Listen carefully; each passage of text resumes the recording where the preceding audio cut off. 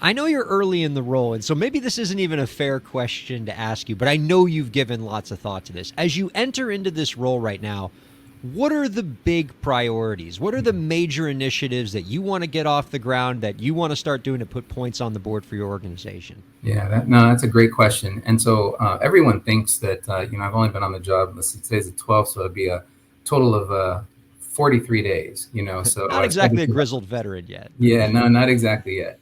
However, I started the role the day after I was offered the position.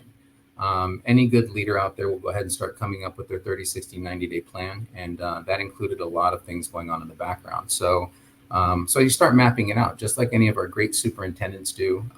They get out there and they really start thinking about what the community has to offer. And so my top three priorities coming in here were basically building community with my affiliates, we're creating alliances with our partners and allies, and then reigniting progress. And what that looked like in those 33 months before I actually officially started is we did a listening tour. And I say we as I did this together with my folks. And I say my folks, my affiliates. So we spent 40 hours and took conversations across the various state affiliates and wanted to figure out what exactly they needed to learn more about what their priorities were, so to make sure that we're in alignment as an organization with these state affiliates out there. And I wanted to make sure that we're acting as one large community, but also while respecting each one of the affiliates' needs for individualism there. And then next, I really wanted to go ahead and create those strong alliances, not only with our state leaders, but also with our sponsors and our allies as well.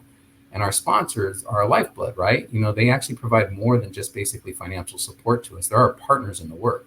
They really are the experts that provide us with the tools and the training and the systems and the processes that we need to do to improve student outcomes out there. A matter of fact, actually, just this weekend, I had a conclave. So talking about doing the work and getting my hands dirty right away, I brought in 14 of our state affiliate leaders that were actually able to go ahead and make this trip, and then 7 of our larger partners. And we just did a 2-day retreat here in Washington, D.C. And it was an amazing 2 days of learning and connecting, familia, and sharing and everything out there, and just kind of really bringing everyone together, aligning everyone to the mission and the vision of what we can stand for. And I think it was just absolutely just a phenomenal, I say that because I'm the one that did the sessions, right? Yeah. But the groups and the attendees actually really, really got a lot out of it. And I think that things like that hadn't been done in the past. And lastly, focusing on that progress and really ensuring that we don't lose anything that my predecessors have actually ever done. They basically blazed the trail to get us to where we need to be. And it's our job now to pick up the baton and go with it to the next level. So just again, in those short days that I've actually been physically on the job or physically here in DC, I've been able to meet with, Sarah Abernathy from the Committee of Education Foundation funding, talking to her about what funding looks like on the Hill and kind of like how we can get involved to increase more, advocate for more of it. I've also already been able to meet with Secretary Cardona's team to talk about how ALAS can go ahead and get plugged in and how we can actually participate in all of that. So it's been a very, very busy whirlwind of 90 days. And so we're really just kind of planning for the next one and getting ready for our summit that will be coming up in October. Again, more learning opportunities to be able to go ahead and do that out there too. So it has been a whirlwind. We've done a lot, and there's still a lot of work to do. So for sure. There's a great leadership lesson to be learned in what you just said there. Whether you're taking on a big role like being the new executive director of ALAS, or you're becoming a school principal or a school superintendent, or just any major leadership role that's going to have a lot of moving parts, I think the initial impulse of most people coming into that role is to do.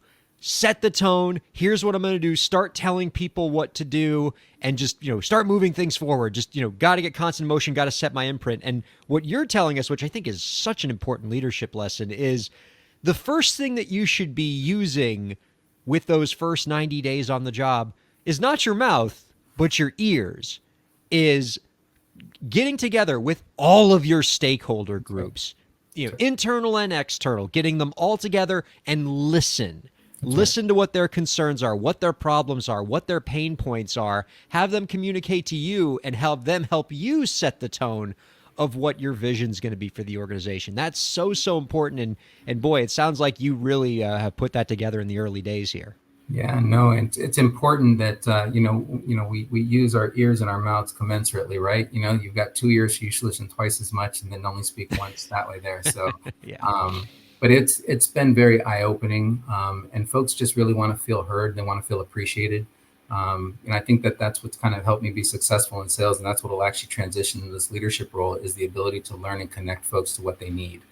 Because if you're not listening out there, we can make all the assumptions in the world that they need certain things, but the truth of the matter is they just, they might even just be venting some frustrations out there of supports that they actually want, or how they want to help, grow us completely to another level. So what I'm finding is that I'm not alone in the work, which is great.